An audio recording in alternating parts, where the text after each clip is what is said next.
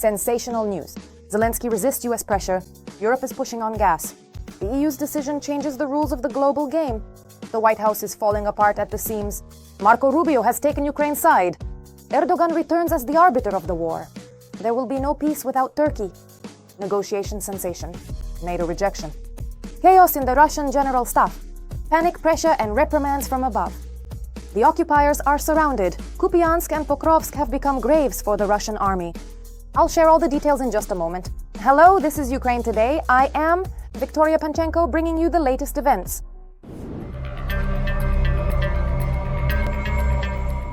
Sensations. Zelensky has proposed abandoning Ukraine's course toward joining NATO in exchange for security guarantees from the West, Reuters reports.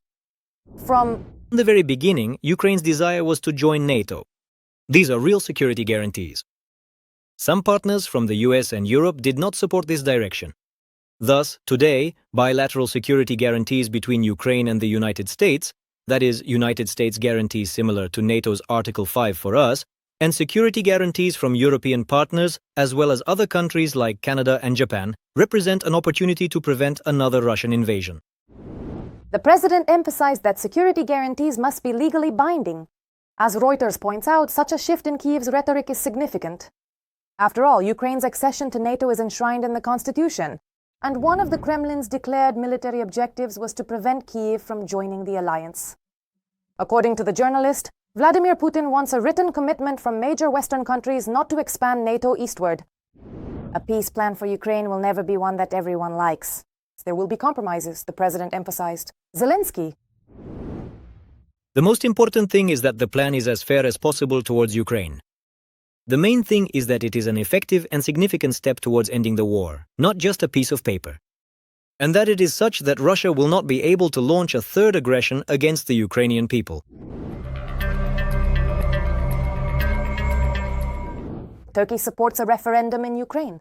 Notably, a number of issues regarding the end of the war in Ukraine can only be resolved through a referendum or elections. This was stated by Turkish Foreign Minister Hakan Fidan. The official also noted that problems related to Ukraine will persist into 2026, at least in the first and second quarters. Some points of the peace agreement can only be resolved through a referendum, since these may involve decisions that a political leader would not want to sign off on alone.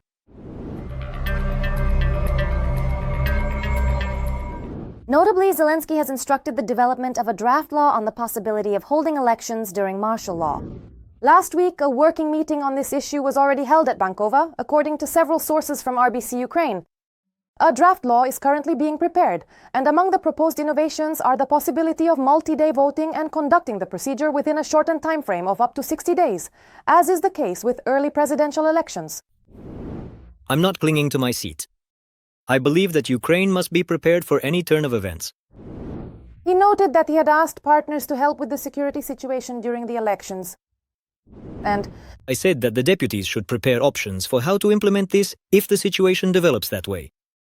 They must develop options for holding elections in the near future. At the same time, the publication's sources emphasized that the initiative is not connected to any real plans to hold elections, and it became a reaction to Trump's statement that there hasn't been voting in Ukraine for a long time. The logic, according to sources, is simple. If there are accusations about the lack of elections, then Kyiv demonstrates its readiness for such a scenario.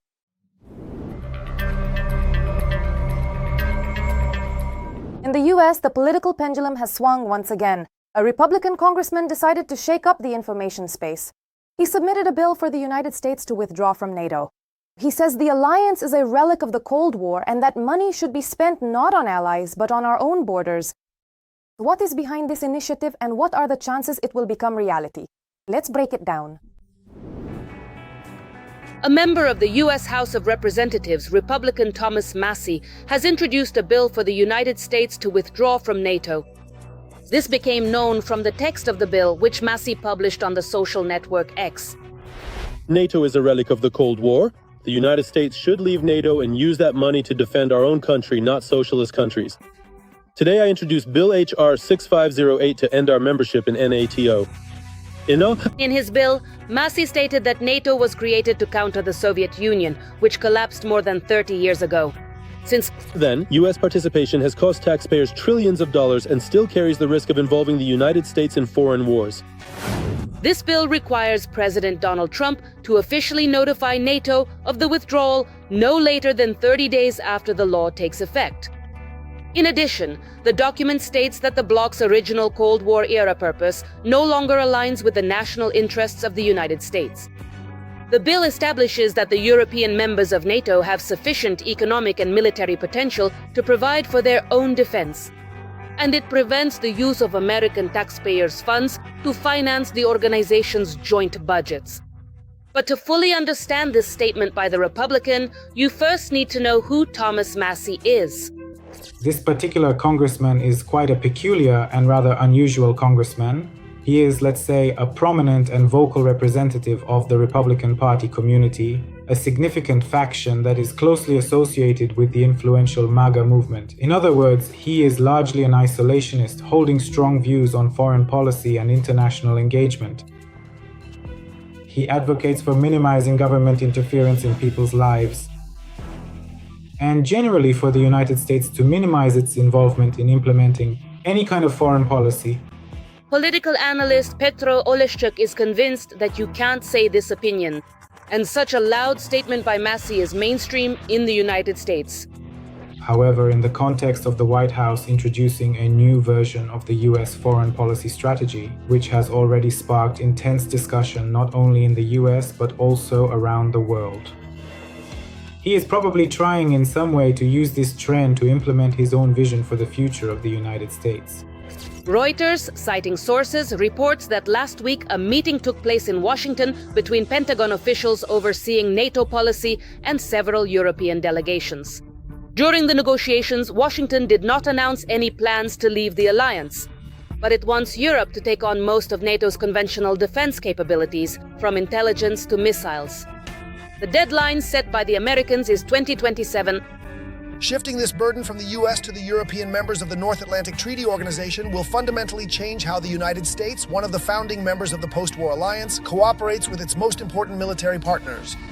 Furthermore, according to media reports, at the meeting, Pentagon representatives noted that Washington is still not satisfied with the steps Europe has taken to strengthen its defense capabilities after Russia's full-scale invasion of Ukraine. The shift caused by Trump is intensifying due to low morale. The United States is openly declaring that they are not particularly interested in defending Europe, that Europe should defend itself, and that their priorities lie in the Pacific region. The media reports that American officials have told their colleagues that if Europe does not meet the requirements by 2027, the US may withdraw from certain NATO defense coordination mechanisms. What is the peculiarity of this strategy? Although the strategy does not explicitly call for the United States to leave NATO, it is clear. It is about the United States reducing its participation in NATO programs, and that Europeans should themselves, first and foremost, defend themselves. Overall, the defense of Europe is no longer considered a particular problem for the United States. At the same time, several European officials have stated that the deadline of 2027 is unrealistic. Regardless of how Washington assesses the progress, Europe needs more than just money. It also needs the political will to replace certain US capabilities in the short term. We have made it clear that Europeans need to take the lead in the conventional defense of Europe. We are committed to working through NATO's coordination mechanisms to strengthen the alliance and ensure its long-term viability as European allies increasingly take responsibility for conventional deterrence and defense in Europe. But whatever the case may be, one thing is clear: there are plenty of questions piling up for NATO. Yes, and the Americans themselves have made it clear, things won't be as they were before. That time is over. For now, Congress is not ready to vote for the US to leave NATO. However, this is a certain indicator of the trends that are emerging in American politics.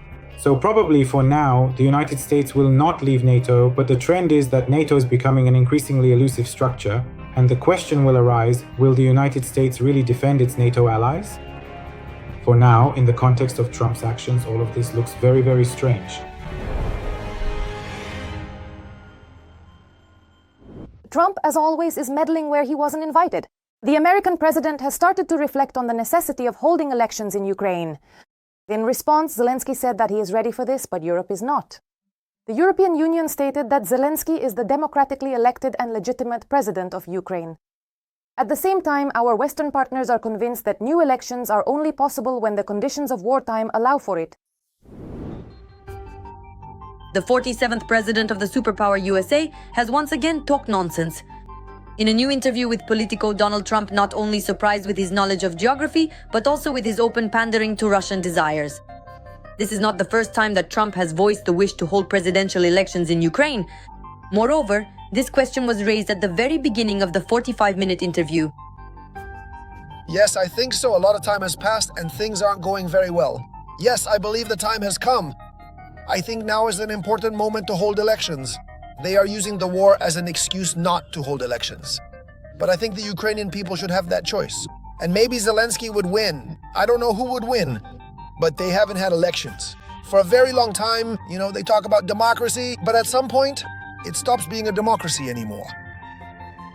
In fact, analysts say that Donald Trump played into the hands of the Russian dictator Putin, who constantly accuses the Ukrainian authorities of being illegitimate. The Kremlin has repeatedly demanded that Kyiv hold elections, claiming that only then, according to Moscow, will there be someone to sign ceasefire documents with. At the moment, the Russians, through American envoys, are only pushing a capitulation plan. The question about elections caught Volodymyr Zelensky in the UK, between meetings with partners.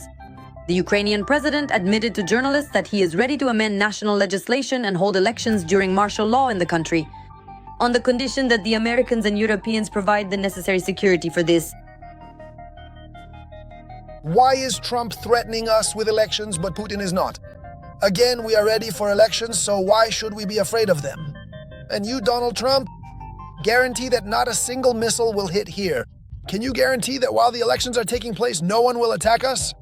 Or will 30,000 people have to sit in basements for a week or even 2 because Russia is shelling us? Look at the train station in Fastiv. The states say we held elections during the war. Well, yes, when the war was in Europe and Britain. On their own territory, when there was a war, the states never held any elections. According to analysts, the issue of security is the most important one that the Ukrainian authorities should raise with their partners. In addition, how can transparency of the will of the people be ensured not only under constant shelling, but also in conditions of power outages? In Europe, they were quick to remind Trump that he is forgetting the context, while in Brussels, they understand what Russia is doing right next to them. We have already drawn attention to this issue because these are exceptional times. In my opinion, President Zelensky is a democratically elected leader, and any election should take place only when conditions allow for it. Analysts note that for Donald Trump, this is the last real chance to jump on the bandwagon and force Kyiv to sign an agreement with Moscow.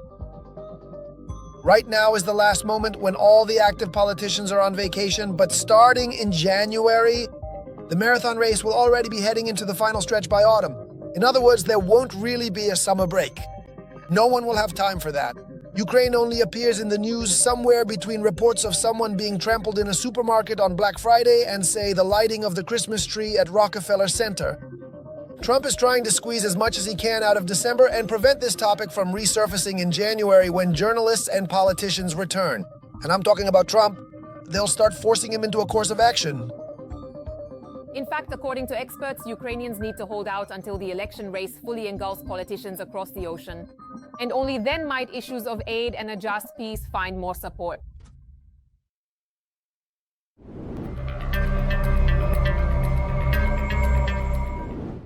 In sensational news, Turkey shot down a drone over the Black Sea. F-16 fighter jets, which are under the control of NATO and Turkey, were deployed to respond to the situation. The incident was confirmed by the Ministry of National Defense of the Republic of Turkey. The aerial object was identified as an out-of-control unmanned aerial vehicle.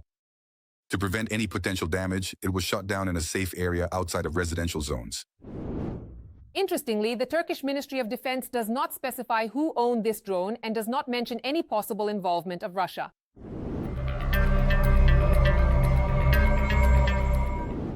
Turkey is once again at the epicenter of geopolitical events and is ready to bring Russia and Ukraine to the negotiating table. Turkish diplomacy knows no bounds of time or distance. This was stated by the Turkish Foreign Minister Hakan Fidan. According to the minister, it is no coincidence that today the Turkish point of view is being discussed from the Middle East to the Balkans. Whether it is the future of humanity or regional issues, Turkey has always had something to say, and this country has always had its own perspective, and it will have its own doctrine that it can present. The Russian-Ukrainian war, which is one of the most complex problems in our region, has already been going on for 4 years. Istanbul still serves as the only platform where the parties can come together and discuss the situation.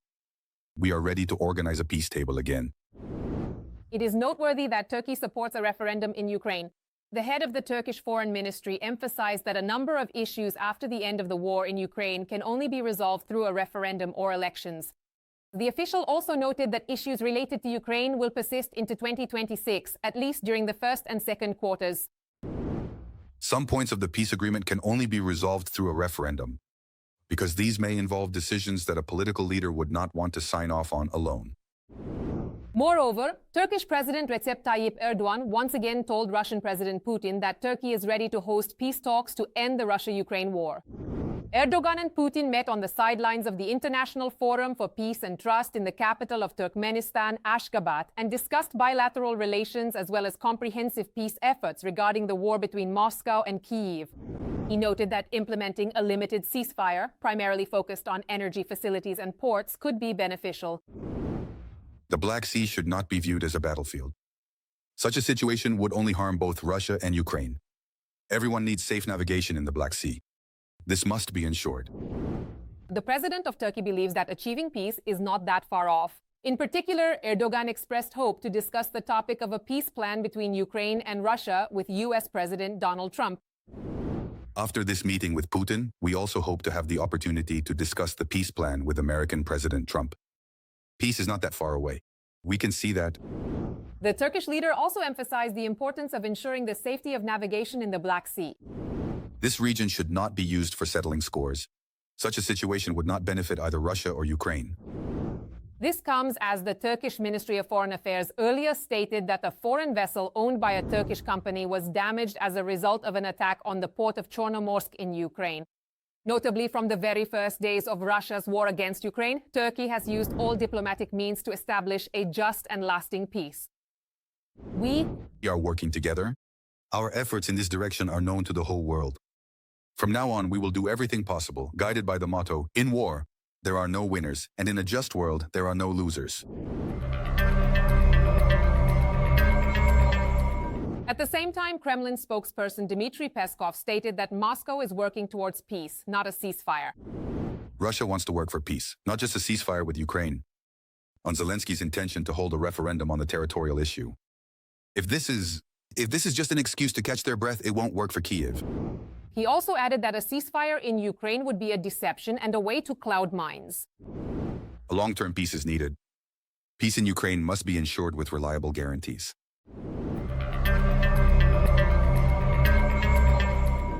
Notably, Turkey is ready to send its army to Ukraine. Another stab in Putin's back from Erdogan. Ankara is moving further away from Moscow and closer to Kyiv with each passing day, as well as to Washington and Brussels.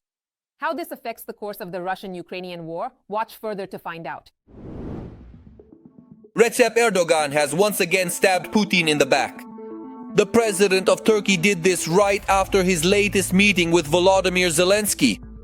At that time, both leaders, behind closed doors, according to the press, discussed a number of very important issues regarding a ceasefire in Ukraine and subsequent security guarantees for official Kyiv. Both President Erdogan and his Ukrainian counterpart Volodymyr Zelensky stated that the talks were constructive and positive, although no real details about the negotiations themselves were provided. This sparked an even greater wave of rumors in political circles, while some reliable sources allegedly claimed that Erdogan tried to persuade Zelensky to accept capitulation and agree to the Kremlin's proposal. Others, on the contrary, insisted that the Turkish president was dissuading the Ukrainian leader from Putin's peace plan and urging an increase in military production.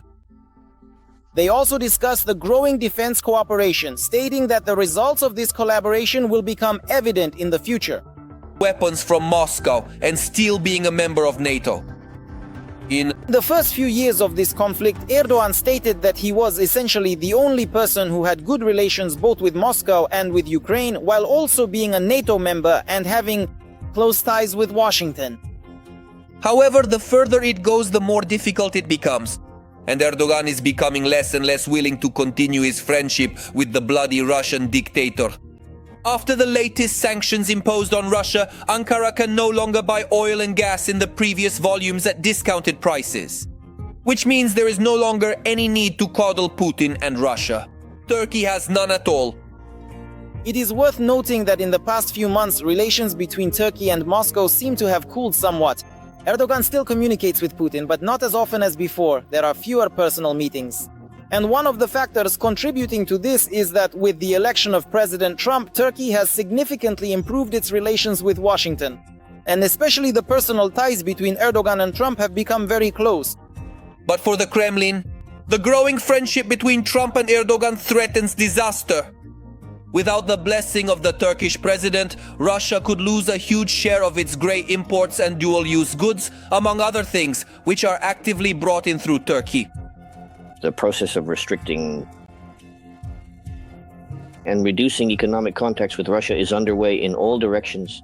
Turkey was the largest partner of the Russian Federation for a long time, not only in the energy sector, but also with a simply colossal amount of economic interaction. But Turkey will also be cutting back. As for aid to Ukraine, it seems that Ankara is giving its companies the green light here. After the loud statements by the Turkish Ministry of Defense about sending its contingent to our country. At the same time, a number of Turkish companies announced the establishment of joint military production. So it is quite possible that very soon, at Russian oil refineries, deep in the enemy's rear, not only Ukrainian drones will be flying, but also those that until recently were friendly to the Kremlin. Turkish missiles and drones. The majority of Americans support continued military aid to Ukraine, and 79% of US residents consider Russia an enemy. These are the results of the latest sociological studies. And this is even despite the White House's pivot toward the Kremlin. We will talk about specific facts that allow us to assert that America and Europe support Ukraine in its fight against Russian aggression, no matter what Trump and his circle say or do. The European Union has expanded sanctions against the Kremlin's shadow fleet. 5 more individuals and 4 companies involved in supporting Russia's shadow fleet have been added to the sanctions list. These are businessmen directly or indirectly connected to the state oil companies Rosneft and Lukoil. Another package of sanctions shows that Europe is on Ukraine's side. And in the peace negotiations currently underway, pressure should be exerted. Only on the aggressor country and not the other way around. In the old world, Germany is the driving force behind support for Ukraine. Chancellor Friedrich Merz is convinced that Putin will not stop at Ukraine in his aggressive foreign policy. That is why Europe must do everything possible to help the victim of aggression. We firmly stand on the side of Ukraine. To achieve our common goals and advance this work, we will continue to increase pressure on Moscow. And finally, we will also take tougher measures against the shadow fleet and continue to provide large-scale support to Ukraine. Above all, we want to use frozen Russian assets in Europe so that Ukraine can defend itself more actively against future Russian attacks. Merz is convinced that Putin is interested in changing borders in Europe and restoring the Soviet Union within its former boundaries. Merz pointed out that this poses a huge threat, including a military one, to the countries that were once part of that empire. German analysts predicted that the Kremlin would be ready to attack NATO in 2029. However, the recent incursion into EU airspace, which is attributed to Moscow, suggests that the Kremlin may be preparing for an earlier attack. That is why Europe is obliged to help Ukraine in every possible way. I want to tell you about NATO's position and what we must do to prevent war, even before it starts. And for that, we need to have a perfectly clear understanding of the threat. We are Russia's next target, and we are already in danger. Britain and France also maintain an active pro-Ukrainian stance. Emmanuel Macron, before the negotiations in Berlin, wrote that he wants to achieve a just peace and security guarantees for Ukraine. France is and will remain on Ukraine's side in order to build a strong and lasting peace that can guarantee the security and sovereignty of Ukraine and Europe in the long term. I thank all the Ukrainian, European and American negotiators who have mobilized to achieve this goal.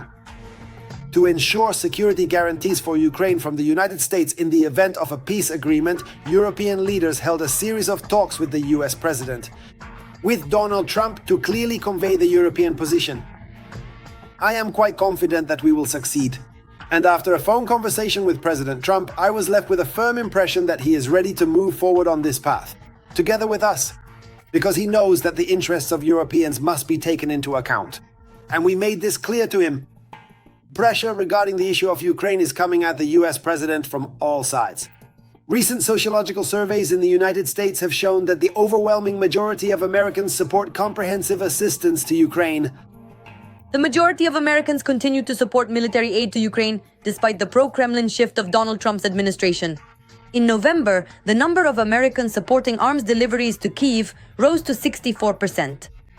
A nationwide defense survey conducted by the Presidential Foundation and the Ronald Reagan Institute showed a record high since the start of the war. According to the survey, 79% of Americans consider Russia an enemy and only 17% see it as an ally. Even among MAGA Republicans, the ratio is 74 to 21%. The statements and actions of European leaders, as well as the pressure on Trump, show that the civilized world is on Ukraine's side. And in this case, one can count on a positive outcome from the lengthy negotiation process.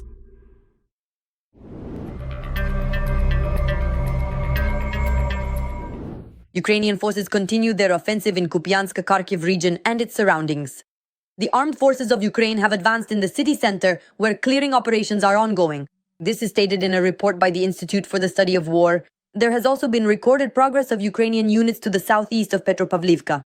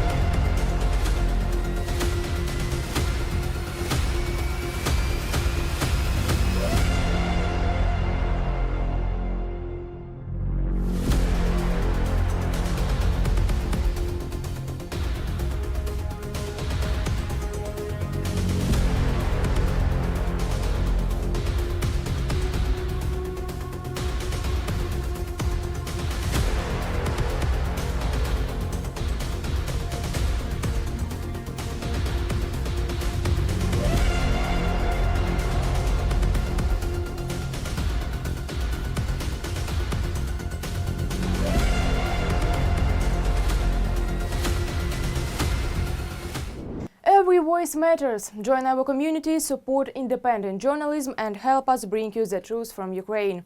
Become a member of Ukraine today. Join us now.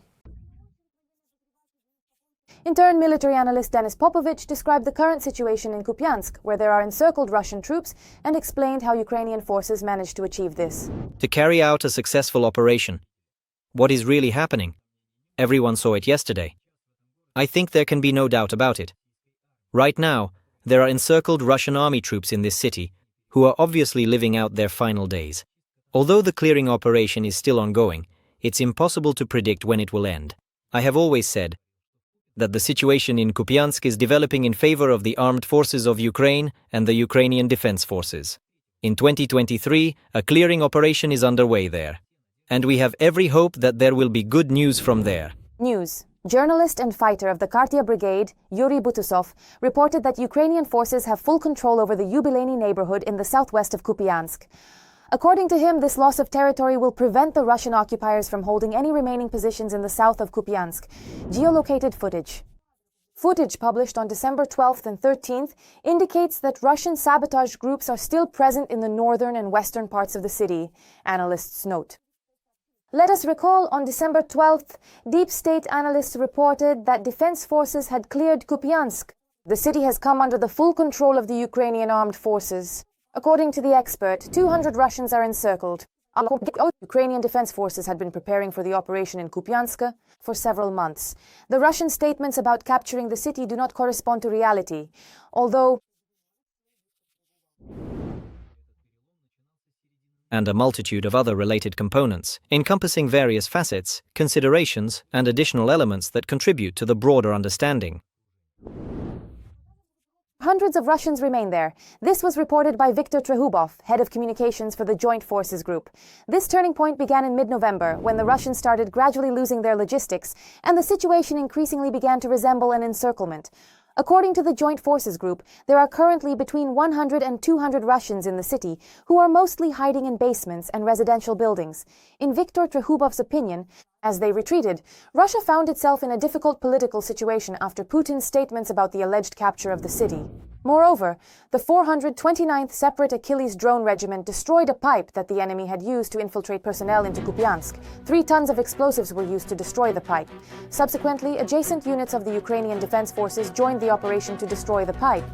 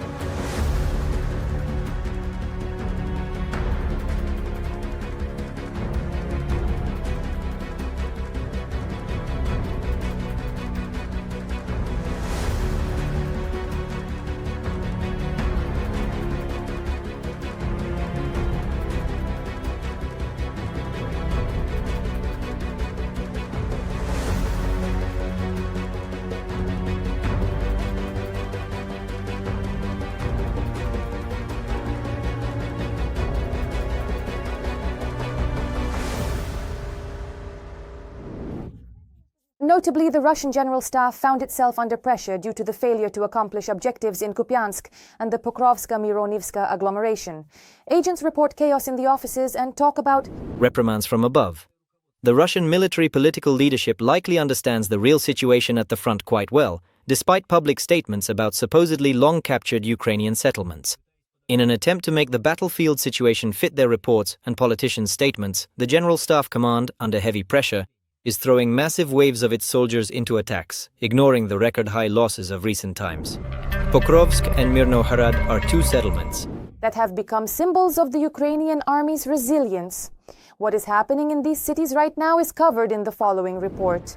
The Russians are storming Pokrovsk with columns of equipment. Trying to take advantage of the bad weather conditions, the occupiers began their assault using body armor, automobiles, and motor vehicles. The Ukrainian armed forces, who were already expecting the Russian advance, responded almost immediately. Automobiles and motor vehicles. The Ukrainian armed forces, who were already anticipating the Russian offensive, eliminated the enemy almost immediately.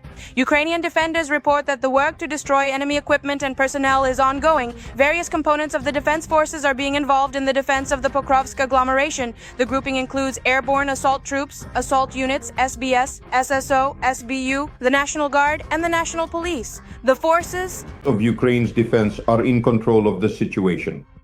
The total area of the settlement is about 29 square kilometers. Moreover, the Ukrainian Defense Forces control the high-rise residential district, which is essentially the commanding heights. Accordingly, the fighting is taking place in the so-called industrial zone. The logistics for the Ukrainian armed forces remain complicated.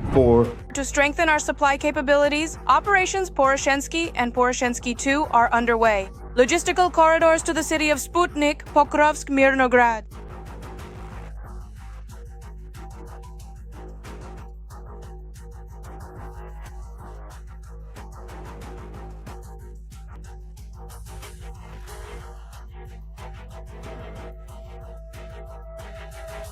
Occupiers breach corridors to Pokrovsk-Mirnograd, targeting Grishino, a key logistical point for Ukrainian forces.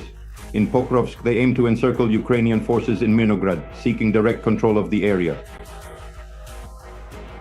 In order to seize Pokrovsk, the Russian command has transferred operational reserves there, which are also being ground down in their unsuccessful attempts to capture the city. The Russian command has transferred operational reserves to Pokrovsk, which are also being ground down. Realizing this and fearing redeployment to the Pokrovsk direction, Russian soldiers have begun to check into hospitals en masse. This was reported by the partisan movement Otej. According to medical unit data, the number of occupiers seeking medical attention has already far exceeded the norm. Soldiers are heading to the hospital in groups, using old injuries as a pretext, dubious diagnoses, and any excuse to dodge rotation.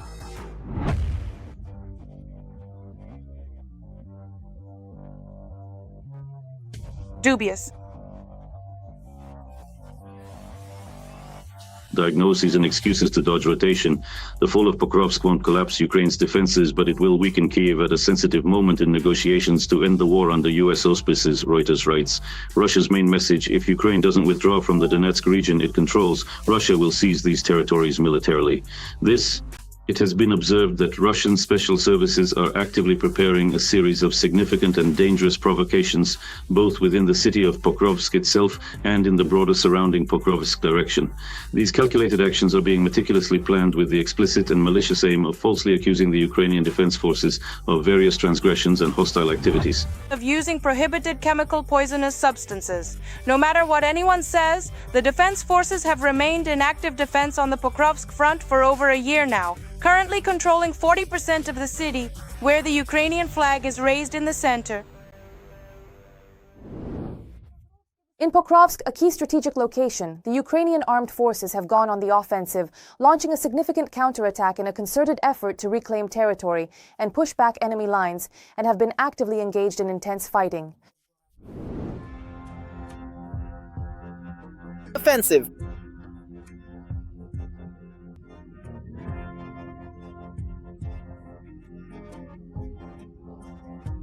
It was closer to this was ish crowd of the with explosive crowd of the some twins lately different context from the end of the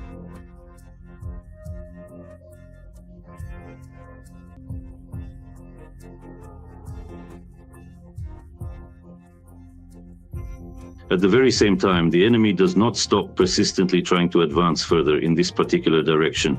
As they frequently like to emphatically state on Ross TV, they are currently experiencing what can only be described as negative success. The most recent and undeniable confirmation of this rather unfortunate situation is a very recent and quite significant video from Ukrainian drone operators who, in a single attack, clearly stopped an entire column of Russian equipment on the outskirts of the city.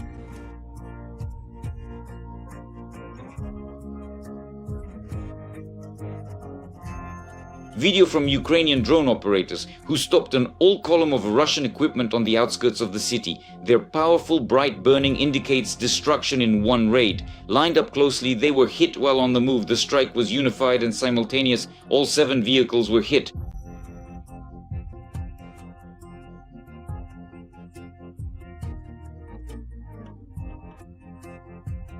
At the same time, the Ukrainian command notes that the intensity of assaults on Pokrovsk is beginning to decrease.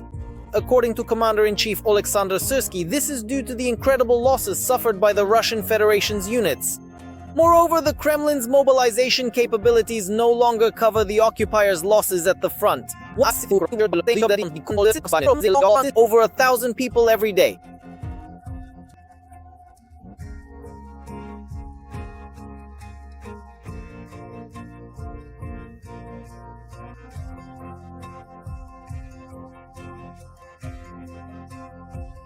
Thousands daily.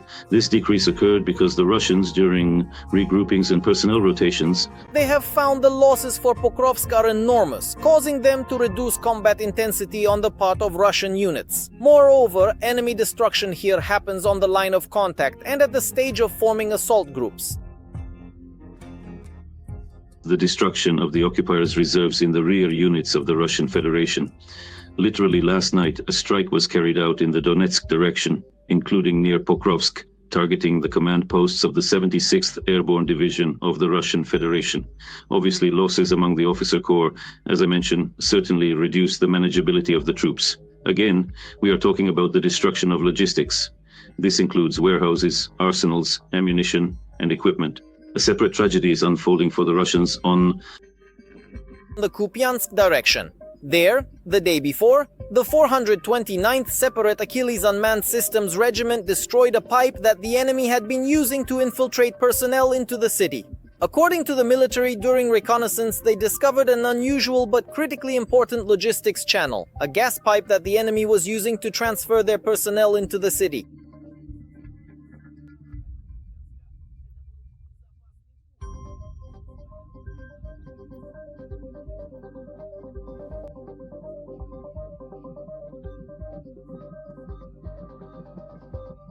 Of personnel, including all necessary staff and team members, into the designated operational areas or new organizational structures.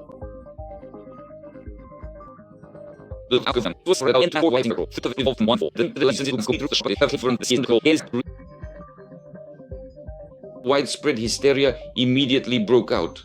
After all, just last month, the Russian President, Vladimir Putin, and his top generals personally and unequivocally claimed that the strategically important city of Kupiansk had been decisively taken. In fact, they did this almost several times in a row, repeatedly asserting their false victory. Now, in a desperate attempt to somehow explain away this undeniable failure and significant setback, the pro-Kremlin Z bloggers, who often disseminate propaganda,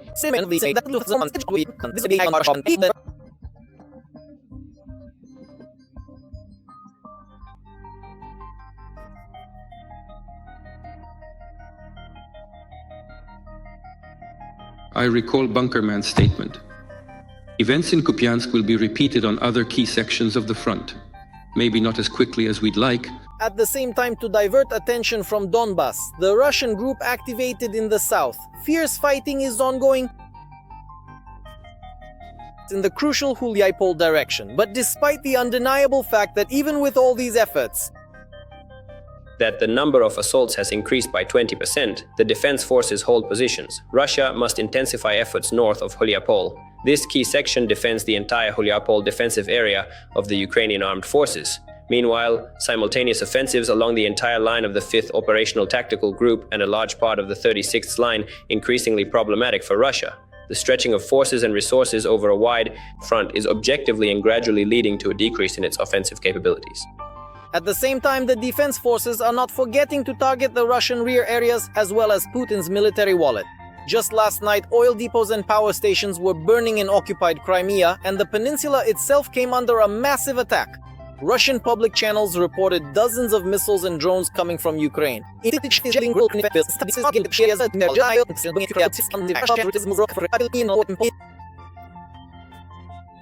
Published photos and videos capture a large-scale fire.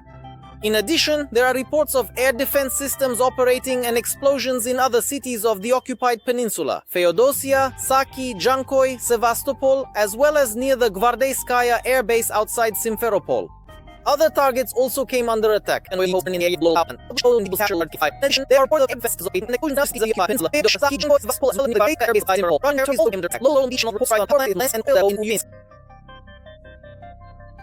region of Volgograd. Fires broke out at the facilities. According to public data, the oil depot of LLC Alpha Oil in Kupiansk has 18 storage tanks. It receives petroleum products from suppliers, for example, from refineries. Or by transport stores in tanks, then ships out for delivery to customers. Also, last night, Ukrainian Special Operations Forces destroyed a train carrying fuel for occupiers in Crimea. The strike was the 100th time by the legendary drones. Meanwhile, Putin continues to try to convince his people that everything is under control, but Russian economists are holding their heads in despair. Russia is entering the most difficult period of the war, and there is already not enough money, while partners are not helping. The people are starting to protest, the central bank is beginning to sell off strategic gold reserves, and Putin is starting to get nervous. What is happening with the Russian economy, and what should we expect next? More on this in the following report. Russia is entering the most difficult period of the war, and it's all because of the economy. We decided that among all the available tools, it is still more honest, straightforward, and reliable to simply go for this increase. Time. Putin continues to assure his people that he has everything under control. And everything is going according to plan. Supposedly there are successes at the front, and the economy is allegedly growing. Moreover, he boldly declares that Russia is even ready for war with Europe if necessary. But in reality, the situation is far from comfortable. This was vividly demonstrated at the front by the situation in Kupiansk-Kharkiv region.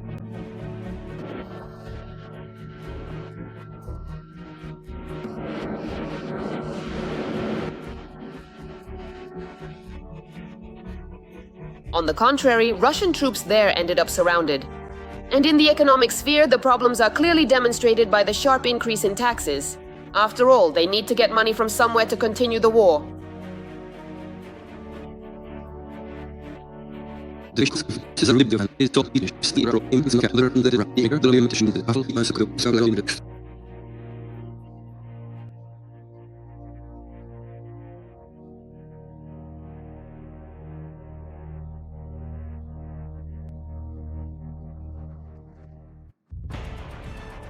agree that the Russian economy is entering its most difficult period since the start of the full-scale war.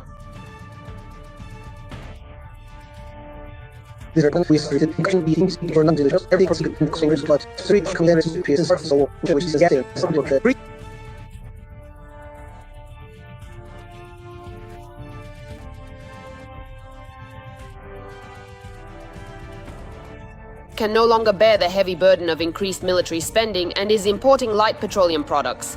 In this regard,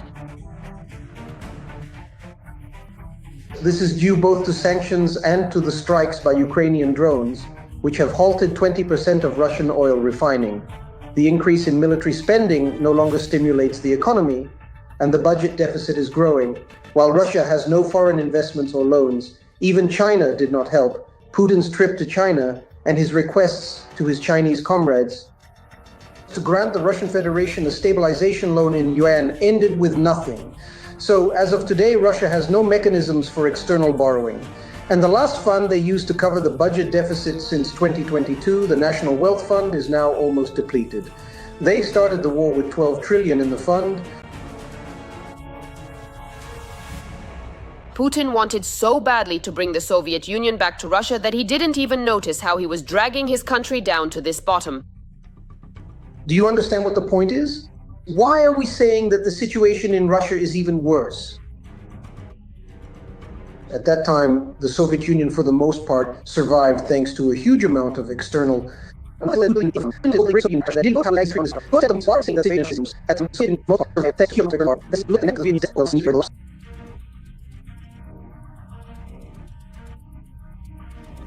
The Russian Federation today has no borrowings. It is cut off from international financial markets. The collapse of the Soviet Union happened. With the collapse, the debt was growing almost exponentially. The Russian Federation today has no borrowings. It is cut off from international financial markets.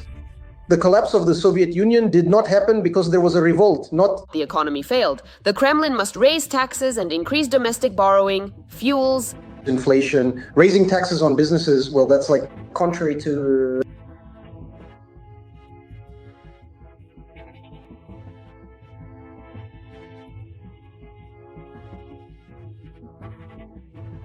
repressiveness. It would be like killing the goose that lays the golden eggs. If we look at the current situation in the civilian sectors of the Russian economy, it's an absolute nightmare. Despite the repressive, public dissatisfaction is growing under the repressive system. This is especially true in the regions. The regions are not allocated any funds. Hello, Vladimir Vladimirovich.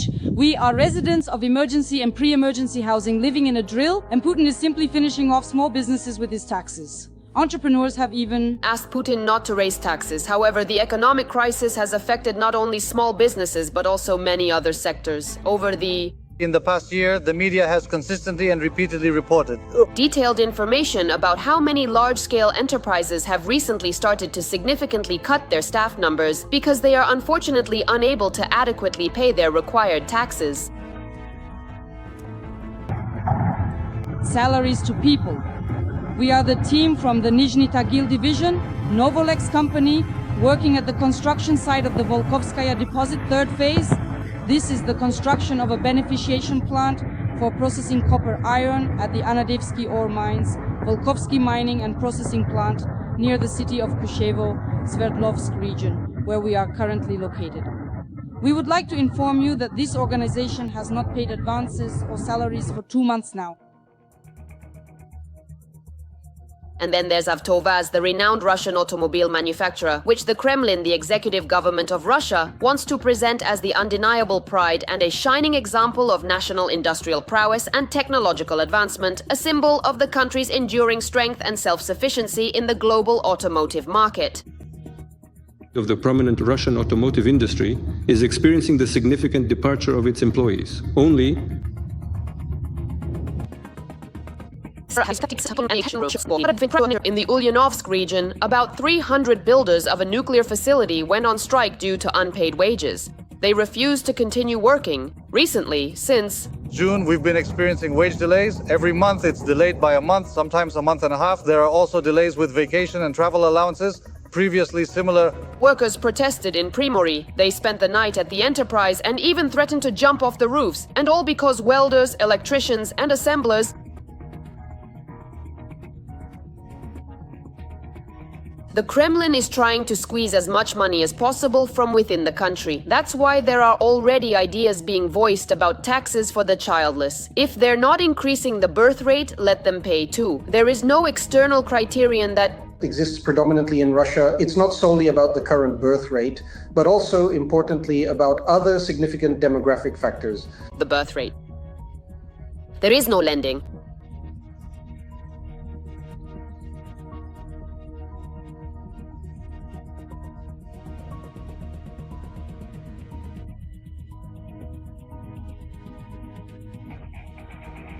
Even Russian oil, in particular,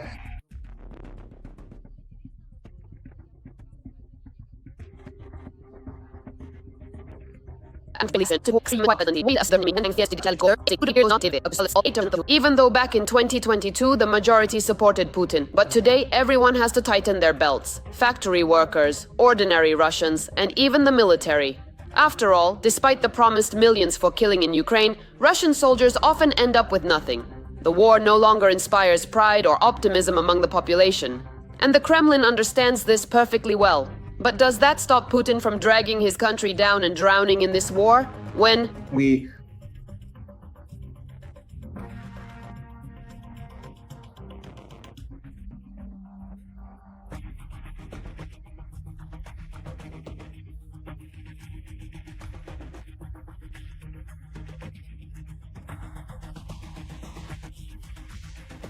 Therefore, Russia today mirrors the Soviet Union's harsh dictatorship, marked by strengthened law enforcement. Don't expect widespread protests soon. That's why Putin couldn't come up with anything better?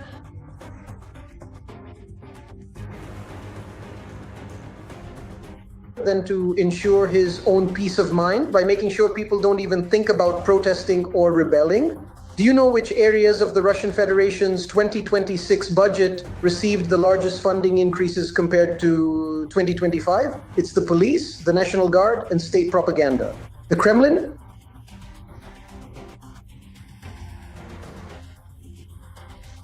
is increasing pressure on the people, but at the same time understands that ending the war or the Kremlin is increasing pressure on the people, but at the same time understands that ending the war or reducing military spending won't solve all the problems instantly. After all, the country's economy has become dependent on the military industry, and here the circle closes. Peace will create new difficulties, while continuing the war will push the economic crisis to a whole new low. A country that was once developing has now backed itself into a very difficult and precarious corner. It seems quite clear that even Vladimir Putin himself now, at this critical juncture, doesn't truly comprehend or know how to effectively address the escalating situation, so he continues his persistent lying and deception, and Russians continue to stoically endure these difficult circumstances and falsehoods, primarily because they are unwilling to risk the severe repercussions of angering their powerful and authoritarian leader, often referred to as their Tsar father Putin.